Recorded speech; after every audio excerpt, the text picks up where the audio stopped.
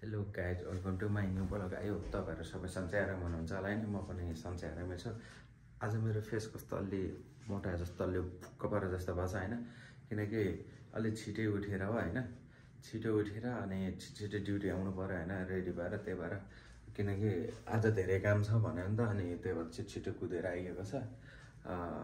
मुख पनि राम्रोसँग नधोइकन हैन, नुहाइदै गरेर आएको हैन।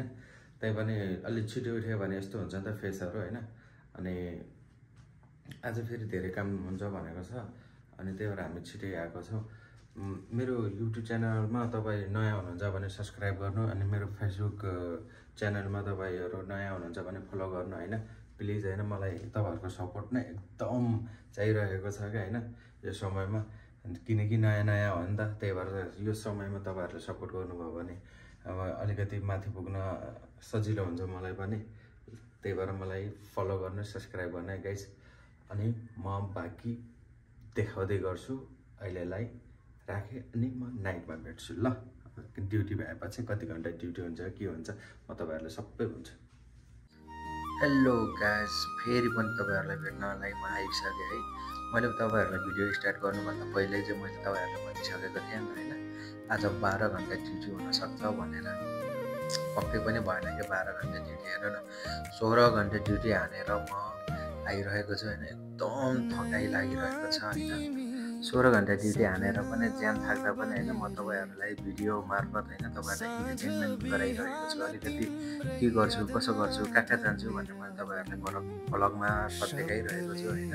अलिकति बोल्न अलिकति मिस्टेक भइहाल्छ होइन। 16 घन्टा ड्युटी हानेर अनि आएर भिडियो एडिटिङ गर्न अलिकति गाह्रै छ होइन।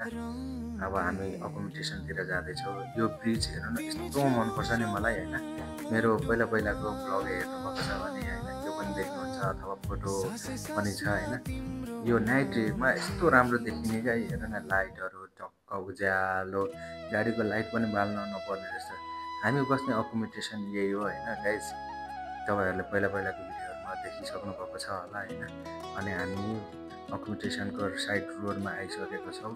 अनि यो ज्यान थाकेको ज्यान अब गाडीदेखि तल ओर्लिँदैछौँ। अनि त्यसपछि यो ज्यान बेडतिर जान्छ। अनि 16 घन्टा ड्युटी गरेर खाना पकाएर खानु छ अझ। हेर्नु नि तपाईँहरूले दुःख बुझ्नु होइन, कतिको गाह्रो छ परदेश भन्ने कुरा।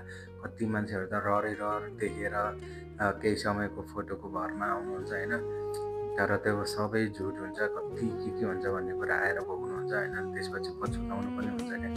अनि म यस्तो थाकिरहेको त जुत्ता खोले, मजा खोल्दैछु होइन। तपाईँहरू देख्नुभएको छ भिडियोमा, सँगसँगै हुनुहोस् होइन। अनि एउटा हातमा मोबाइल थियो, अनि त्यही भएर मुखैले काम चलाएको चाहिँ होइन मैले, किनकि ढोका त खोल्नु पऱ्यो। अनि मैले ढोका खोल्दैछु होइन, हेर्नुहोस्। अनि यो ढोका खोल्दा बित्तिकै कोठा अँध्यारो थियो, मेरो मोबाइलको फ्लासले चाहिँ उज्यालो देखाएको छ। अनि मैले लाइट बालेँ। त्यसपछि हाम्रो यो गन्जाको रुम देख्नु भएकै छ होइन। अनि यस्तै हो हेर्नुहोस्। अनि त्यसपछि म ज्यान ट्याक्क बेडमा हालेर टक्लक्क ढल्किएँ। त्यसपछि यत्तिकै सुत्न मन लाग्थ्यो, तर काम एउटा बाँकी नै थियो। के हो भनेर सोच्नु, तपाईँहरूले सोच्नुभयो हो? सोच्नु भएको छ भने कमेन्टमा भन्नु है। खाना बनाएर खानु छ हेर्नुहोस् होइन, खाना बनाएर खानु छ। तर मलाई यत्तिकै सुत्नु मन थियो, तर म हारिनँ। तर खाना त खानु पऱ्यो। त्यही भएर म खाना बनाउन लागेँ। तपाईँहरूलाई भिडियो कस्तो लाग्यो? लाइक, कमेन्ट, सब्सक्राइब गरिदिनु।